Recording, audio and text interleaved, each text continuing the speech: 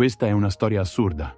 Mia moglie voleva un matrimonio L, ma se n'è pentita quando sua sorella ha iniziato a essere attratta da me. Io, Lance, 36 anni, devo condividere questa situazione completamente folle che si è sviluppata nella mia vita di recente. Sono sposato con Wendy, 33 anni, da quasi 8 anni, e stiamo insieme da 10. Abbiamo 2 figlie meravigliose di 7 e 5 anni.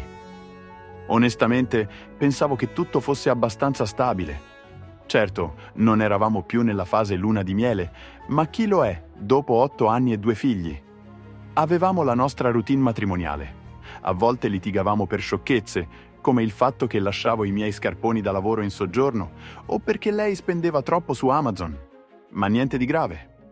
Lavoro nella gestione edile. Ho iniziato come operaio, poi sono salito di livello e ora guadagno bene. Wendy ha un lavoro aziendale che sembra piacerle. Abbiamo comprato casa 3 anni fa. Le bambine vanno bene a scuola e l'anno scorso abbiamo anche preso un cane. Insomma, stavamo vivendo il classico sogno americano. Ripensandoci, però, avrei dovuto notare alcuni segnali. Wendy era diversa ultimamente. Più leggera, più felice, più coinvolta nel lavoro. Prima si lamentava sempre dell'ufficio, come fanno tutti. Riunioni inutili, colleghi fastidiosi, le solite cose. Ma di recente ne parlava come se fosse entusiasmante. Poi c'era Knox, il suo capo. All'inizio era solo un nome che saltava fuori ogni tanto nelle sue storie. Knox ha detto una cosa divertente in riunione oggi. O l'idea di Knox ha salvato il progetto. Niente di strano. Ma poi qualcosa è cambiato. Ha iniziato a menzionarlo sempre più spesso in modi apparentemente casuali, ma che ora mi sembrano segnali luminosi al neon. Ricordo un giorno in cui parlavamo di leadership e lei ha detto: «Dovresti sentire l'opinione di Knox, è davvero ispirante». Oppure, quando prendevo in giro i termini aziendali, lei ha ribattuto subito: «Knox dice che quelle parole sono fondamentali per la coesione del team». Sì, sembrava proprio la sua opinione personale. Una volta, scherzando, ho detto: «Sembra che Knox sia il tuo marito d'ufficio». Ma lei si è bloccata per mezzo secondo, poi ha riso forzatamente e ha detto: «Oh, smettila, è solo un grande mentore». Ok, strano, ma ho lasciato perdere. Una sera ero sul divano, a metà di un video su YouTube su come sistemare la porta del garage, quando Wendy è entrata in salotto.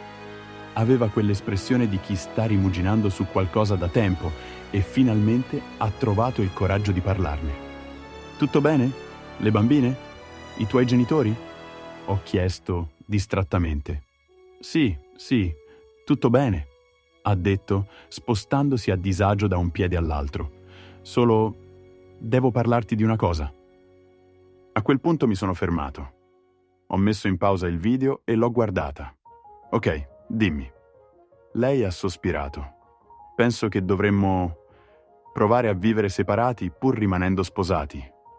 «Vivere cosa?» ho chiesto. «Sai, ancora sposati, ma in case diverse, con l'affidamento condiviso. È una cosa che la gente fa».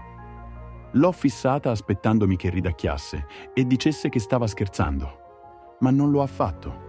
Ho dovuto addirittura mettere in pausa il video perché ero convinto di stare avendo una sorta di allucinazione dovuta ai prodotti per la pulizia che avevo usato prima.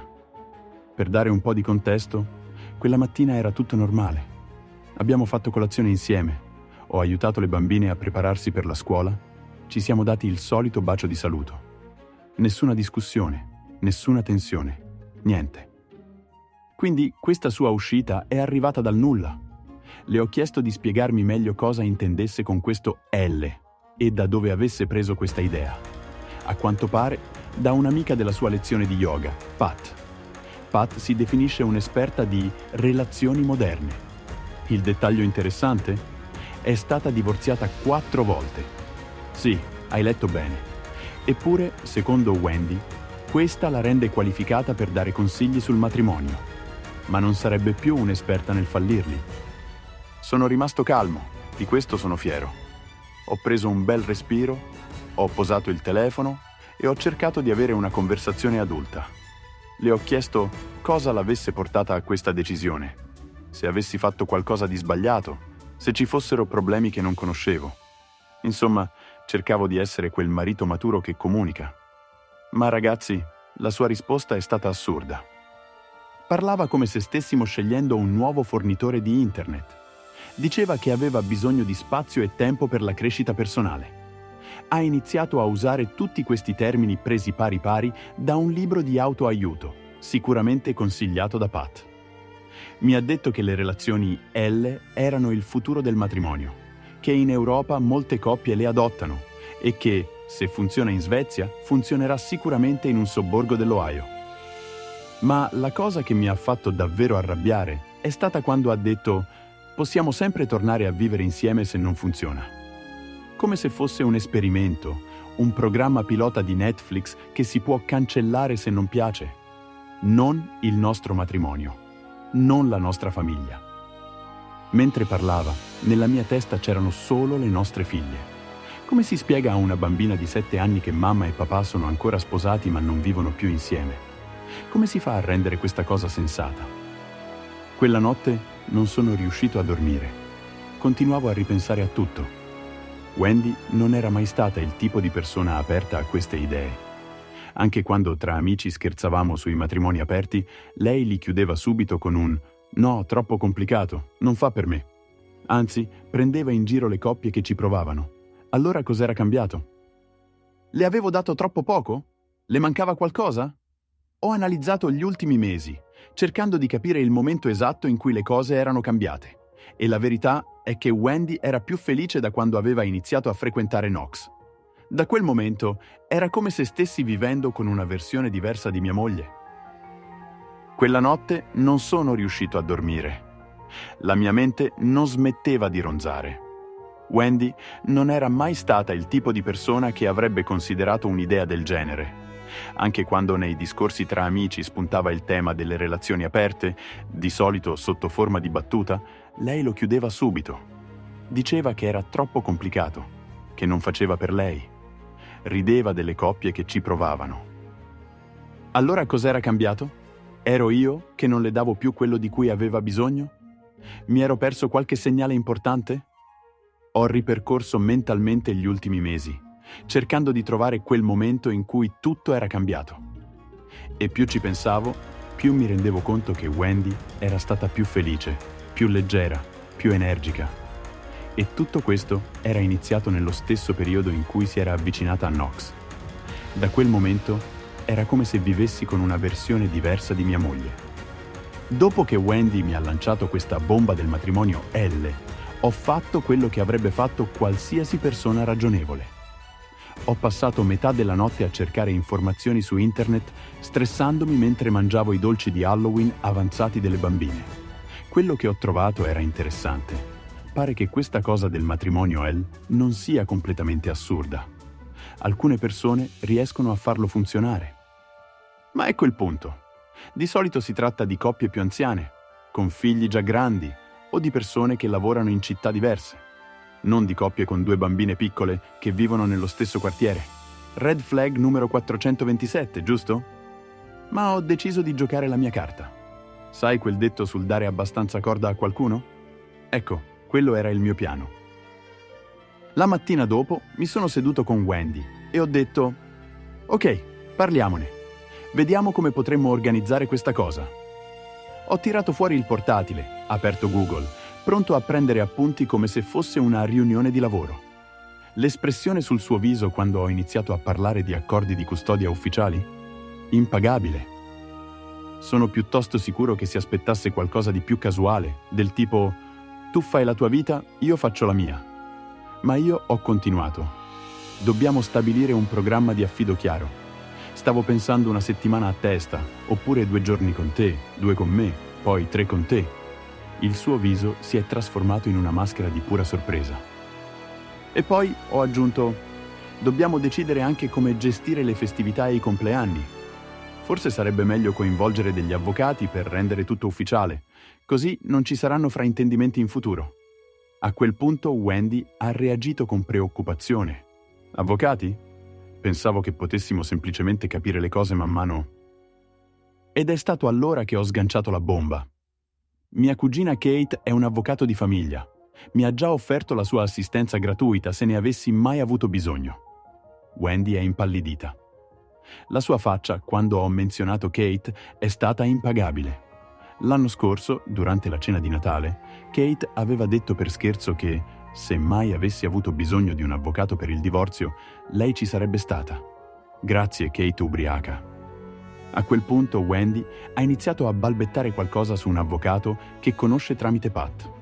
Ha gestito tutti i divorzi di Pat, ha detto. Già, tutti e 4. Nessuna sorpresa, vero?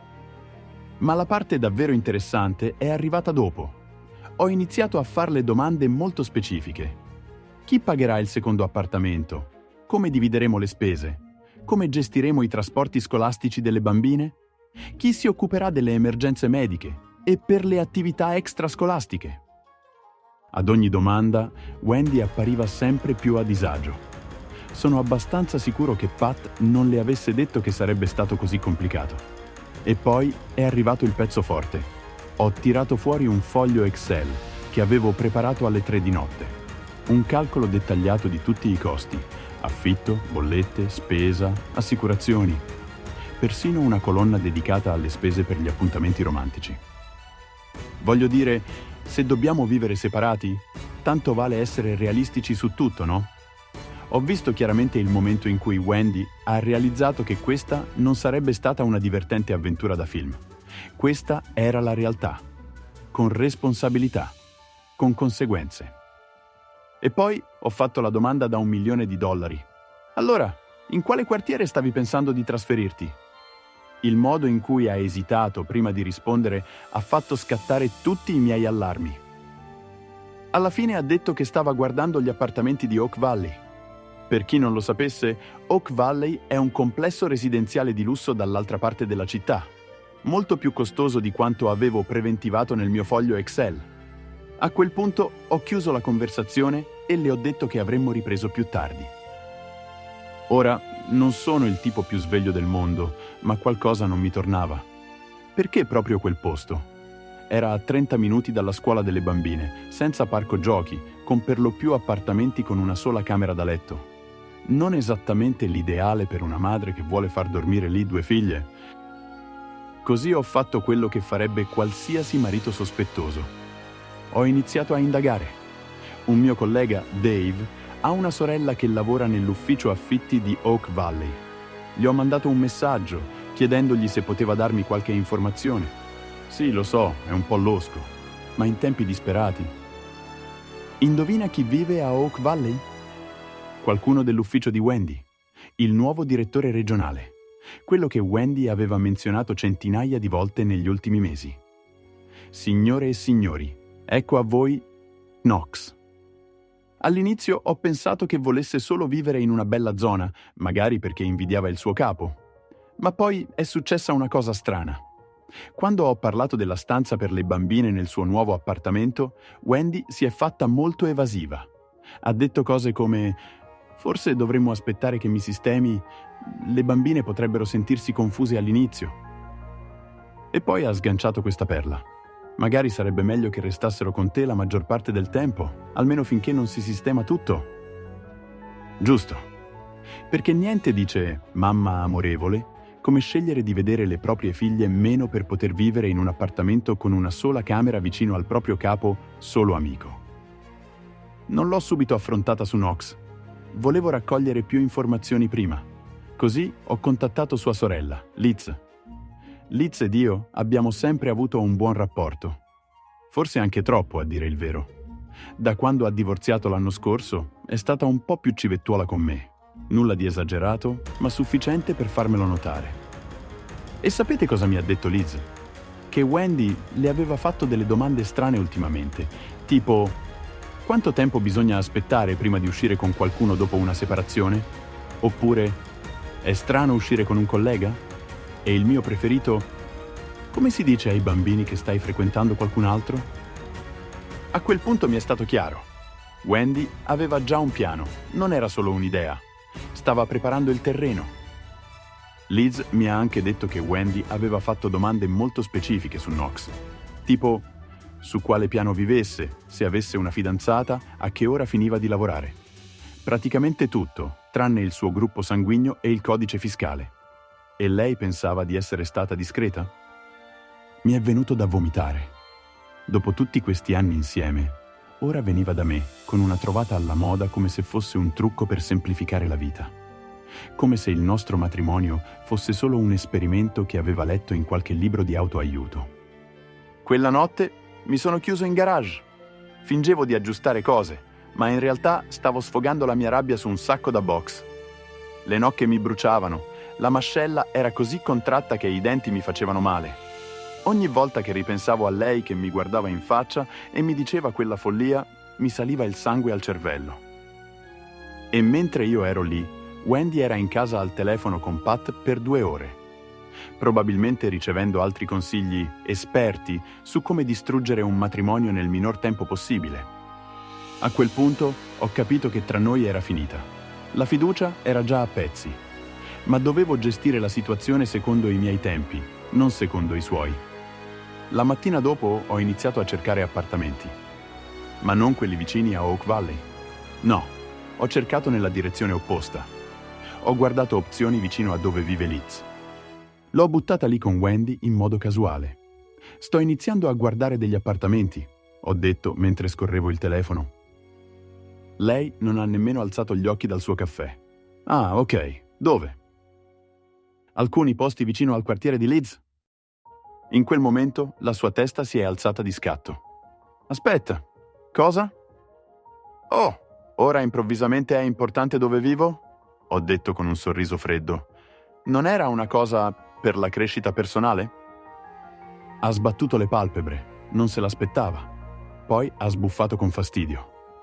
Non è giusto per le bambine. Se viviamo troppo lontani, sarà difficile per loro.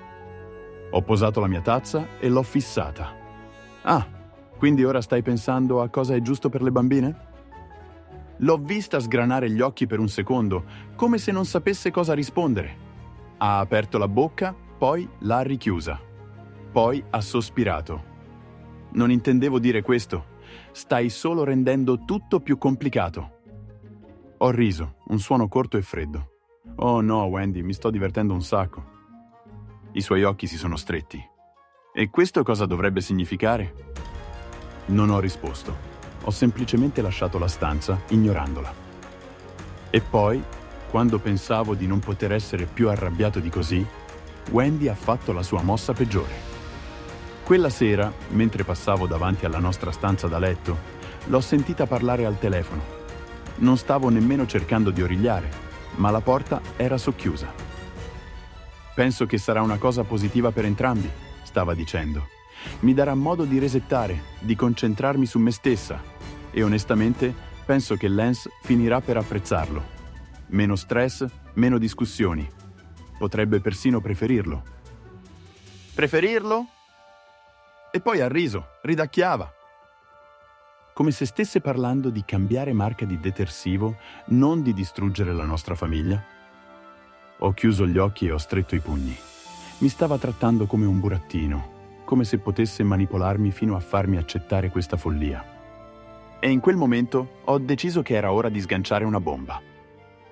La mattina dopo eravamo in cucina a discutere ulteriormente i dettagli del suo ridicolo piano di matrimonio L. Wendy era così sicura di sé, così soddisfatta della sua brillante idea. E poi ho detto, con assoluta calma, «Ah, quasi dimenticavo. Ti serve il mio aiuto per i biglietti per la Florida?» Ho sentito il suo respiro bloccarsi. Ha alzato la testa di scatto. «Quali biglietti per la Florida?» Ho fatto spallucce. Quelli che avevo prenotato come sorpresa per il nostro anniversario. 7 giorni, hotel fronte mare. Avevo organizzato tutto. Anche i tuoi genitori avrebbero badato alle bambine. Il suo viso ha attraversato 3 fasi in pochi secondi. Prima entusiasmo, poi confusione, poi puro panico. Hai prenotato una vacanza per noi? Ha sussurrato. Già, quando pensavo ancora che fossimo una coppia. Ho scrollato le spalle. Ma visto che ora vuoi fare questa cosa, pensavo di offrirti un'opzione. Posso provare a ottenere un rimborso? Oppure puoi cambiare il nome sul biglietto e portare qualcun altro. Il colore è sparito dal suo viso. Ha iniziato a balbettare. Forse dovremmo aspettare. Magari questa vacanza potrebbe aiutarci a riavvicinarci. A quel punto ho sorriso. Ah, non preoccuparti. Ho già chiamato l'agenzia di viaggi. Ho cambiato il tuo biglietto, così puoi portare chi vuoi. Poi ho aggiunto con assoluta calma. Magari Knox apprezzerebbe una vacanza al mare. Boom! Sembrava avesse visto un fantasma. Ha iniziato a negare freneticamente. Knox, ma di cosa stai parlando? È solo un collega. Perché dovrei portarlo? Ho finto indifferenza. Beh, visto che hai intenzione di trasferirti nel suo stesso complesso, pensavo foste vicini. Mi sono alzato e sono andato a prendere altro caffè come se non avessi appena lanciato una bomba nucleare nella conversazione. Lei mi ha seguito, agitata. Aspetta, come fai a sapere dove vive Knox? Ho bevuto un sorso di caffè e l'ho guardata. È interessante che la tua prima preoccupazione sia come io lo sappia, e non il fatto che tu stavi per trasferirti vicino a lui senza dirmelo. Non ha risposto. I suoi occhi si stavano riempiendo di lacrime. Sapeva di essere stata scoperta. E in quel momento ho capito che non c'era più nulla da salvare. Dopo il disastro della questione dei biglietti per la Florida, mi aspettavo che Wendy venisse finalmente a confessarmi tutto, che si arrendesse, che dicesse la verità. Sbagliato. Invece ha attivato la modalità danni di controllo, ma non quella in cui si cerca di rimediare davvero. No, ha scelto quella in cui si cerca di fare la vittima e di manipolare la situazione. Prima cosa, è corsa da Pat, ovviamente. Hanno parlato al telefono per 3 ore e dalle pareti sentivo Wendy singhiozzare. Lance mi sta manipolando emotivamente, diceva. Ah sì? Ti sto manipolando perché ho smascherato il tuo piano di abbandonare le tue figlie per trasferirti vicino al tuo capo? La ginnastica mentale di queste due dovrebbe qualificarle per le Olimpiadi, ma la cosa si è fatta ancora più interessante. Ricordi il mio collega Dave, quello la cui sorella lavora all'ufficio affitti di Oak Valley? Bene, ho scoperto qualcosa su Knox. Pare che anche lui avesse i suoi segreti. Secondo le voci in ufficio, e grazie alle receptionist che amano il gossip, Knox si vantava con i colleghi di avere una relazione con una mamma sexy del reparto contabilità. Indovina chi lavora nel reparto contabilità? Ma ecco la parte migliore. Knox aveva già una fidanzata. E non una qualunque. Una fidanzata seria con cui stava scegliendo gli anelli di fidanzamento. Vivevano insieme. Indovina dove? Esatto, Oak Valley. A quel punto avevo in mano una bomba. Avrei potuto far esplodere tutto subito, dire tutto alla sua ragazza, parlare con il reparto risorse umane, scatenare l'inferno. Ma poi mi è tornata in mente la voce della mia cugina avvocato, Kate. Non fare mosse avventate, raccogli prove, stai calmo. E così ho fatto. Kate, nel frattempo, ha dato il meglio di sé. Non so come abbia fatto, ma è riuscita a ottenere una copia della domanda di affitto di Wendy per Oak Valley. E sai cosa c'era scritto? Stato civile, single, non separata, non sposata, single. E per l'emergenza? Non aveva scritto me, suo marito. Non aveva scritto i genitori, no, aveva messo il nome di Knox. Nel frattempo, Wendy cercava di giocare su 2 fronti. Da un lato mi diceva che voleva lavorare sul nostro matrimonio, dall'altro mandava messaggi a Knox. Lo so perché le notifiche apparivano sul suo iPad. Non ha mai cambiato la password. Era ancora la data del nostro anniversario. E poi c'era Liz. Dopo la faccenda dei biglietti per la Florida, ha iniziato a mandarmi messaggi più spesso. Mi chiedeva come stessi, se avevo bisogno di parlare. Nulla di inappropriato, solo sostegno. Ma Wendy ha visto uno di questi messaggi mentre stavo cucinando. Il testo diceva: «Spero tu stia bene. Se hai bisogno di sfogarti, sono qui». E Wendy ha perso la testa. «Perché mia sorella ti scrive?» mi ha urlato. Ho alzato un sopracciglio. Perché, a differenza di certe persone, si preoccupa davvero per la sua famiglia. La sua faccia è diventata rossa. «Oh, certo, lei ha sempre avuto una cotta per te. Vi starete divertendo un sacco, vero?» A quel punto Ho deciso di lanciare un altro missile. È interessante che tu sia più preoccupata per Liz, che mi manda un messaggio, piuttosto che per il fatto che la ragazza di Knox scopra i tuoi piani di trasferirti vicino a lui. Ha sbarrato gli occhi. Knox non c'entra nulla con questo. E quale ragazza? Si è completamente persa. Ha iniziato a camminare avanti e indietro, passandosi le mani tra i capelli. Poi, all'improvviso, si è lasciata scivolare contro il mobile della cucina e ha iniziato a piangere. Tu mi lascerai per Liz, vero? Ha singhiozzato. Ecco perché vuoi trasferirti vicino a lei. Avete pianificato tutto. Mi sono fermato. L'ho guardata. Tu stai piangendo per la possibilità che io possa stare con Liz, mentre tu stavi pianificando di trasferirti vicino a Knox senza nemmeno dirmelo. Ha sollevato il viso rigato di lacrime. Non era quello che pensi. Io mi sentivo bloccata, come se la vita mi stesse sfuggendo. E Knox mi ha fatto sentire... Ho alzato una mano. Fermati. Se le prossime parole che escono dalla tua bocca parlano di come il tuo capo sposato ti ha fatto sentire speciale mentre io lavoravo per mantenere questa famiglia, potrei davvero perdere la testa. Un nuovo scoppio di lacrime. Non volevo farti del male, né alle bambine... Oddio, le bambine! Cosa ho fatto? A quel punto ho scosso la testa. Vedi, Wendy, il punto è che sì, lo volevi. Magari non in modo diretto. Ma ogni singola scelta che hai fatto, proporre il matrimonio là, l'appartamento vicino a Knox, metterlo come contatto di emergenza, erano tutte cose che sapevi che ci avrebbero feriti. Ma l'hai fatto lo stesso. Lei continuava a piangere. Non mi sentivo nemmeno più arrabbiato, solo svuotato. E poi ha detto la cosa più assurda di tutte. Ma Pat mi aveva detto che era normale, che tutti i matrimoni passano attraverso queste fasi, che il matrimonio là avrebbe salvato la nostra relazione. Ho riso, una risata fredda. Pat? La donna divorziata 4 volte? Quella Pat? Ah sì, ottima fonte di consigli matrimoniali. Lei ha abbassato lo sguardo. Sono stata così stupida, ho sospirato. No, Wendy, sei stata egoista. C'è una differenza. Ha alzato gli occhi con un ultimo barlume di speranza. Possiamo aggiustare le cose? Farò qualsiasi cosa. Lascio il lavoro, smetto di sentire Pat, andiamo in terapia. Qualsiasi cosa. Ma per favore, non lasciarmi per Liz. A quel punto ho capito. Non aveva ancora capito il vero problema. Per lei si trattava di me e Liz, o di lei e Knox.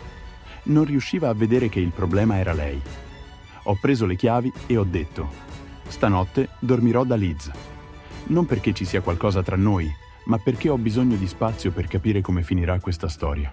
E onestamente, guardarti in questo momento mi fa troppo male. L'ho lasciata lì, sul pavimento della cucina, a piangere. Sono rimasto da Liz per 3 giorni. Ho dormito nella stanza degli ospiti, prima che qualcuno lo chieda. Avevo bisogno di tempo per schiarirmi le idee, per capire quali sarebbero stati i prossimi passi. Nel frattempo, mia cugina Kate, l'avvocato, si stava muovendo dietro le quinte. Volevamo mettere tutto in chiaro con la famiglia prima di passare alle carte ufficiali. Per questo abbiamo organizzato una riunione a casa dei genitori di Wendy. Abbiamo scelto un terreno neutrale. E poi, i suoi genitori meritavano di sapere perché la vita delle loro nipoti stava per cambiare. Wendy ha cercato di evitarlo. Diceva che era troppo emotivamente instabile per affrontare una conversazione del genere. Le ho detto che aveva 2 opzioni. O partecipava, o Kate avrebbe iniziato le pratiche di divorzio senza di lei. Alla fine è venuta. Entrare in quella casa è stato surreale. Sua madre aveva preparato il caffè e messo in tavola i biscotti, come se fosse un normale pranzo della domenica. Non come il giorno in cui il matrimonio di sua figlia sarebbe andato in pezzi. Kate ha aperto la cartellina e ha iniziato. Sul tavolo ha posato una copia della domanda di affitto di Wendy per Oak Valley, dove si dichiarava single. Poi ha mostrato screenshot dei suoi messaggi con Knox, estratti di estratti conto bancari che mostravano come avesse iniziato a spostare soldi su un conto separato. Wendy non ha detto una parola. Sua madre ha iniziato a piangere. Suo padre è rimasto in silenzio, un silenzio che faceva più male di 1000 urla. 2 mesi dopo, il divorzio era definitivo. Wendy ha dovuto lasciare Oak Valley prima ancora di trasferirsi. Knox? Il suo piano gli è esploso in faccia. La sua fidanzata è venuta a sapere di tutto. Ha stampato i messaggi e si è presentata direttamente nell'ufficio di Wendy. Ha sbattuto i fogli sulla scrivania davanti a tutti. L'azienda ha dovuto intervenire. Wendy e Knox sono stati licenziati. E Pat? Beh, sembra che non fossi l'unico marito stufo dei suoi consigli sulle relazioni moderne. La vita fa strani giri a volte. 1 anno fa pensavo che il mio mondo stesse crollando quando Wendy mi ha proposto questa assurdità del matrimonio L. Ora ho le mie figlie, un ottimo lavoro e, contro ogni aspettativa, sono con Liz. No, non lo avevamo pianificato. Sì, sappiamo che è complicato. Ma dopo aver visto Wendy tentare di distruggere la nostra famiglia per un uomo che non la voleva nemmeno, è stato quasi rassicurante scoprire che qualcuno mi aveva sempre visto per quello che ero. Qualcuno che già amava le mie figlie. Qualcuno che sapeva cosa significasse davvero famiglia. A volte la spazzatura si butta da sola. E sapete cosa si dice del karma? È paziente, ma non dimentica mai un indirizzo. E adesso voglio sapere la vostra opinione. Secondo voi, come avrei dovuto reagire? Vi è mai capitato qualcosa di simile? Scrivetemelo nei commenti. E se vi è piaciuta questa storia, lasciate un like e iscrivetevi al canale per non perdervi altre storie assurde come questa. Ci vediamo al prossimo video.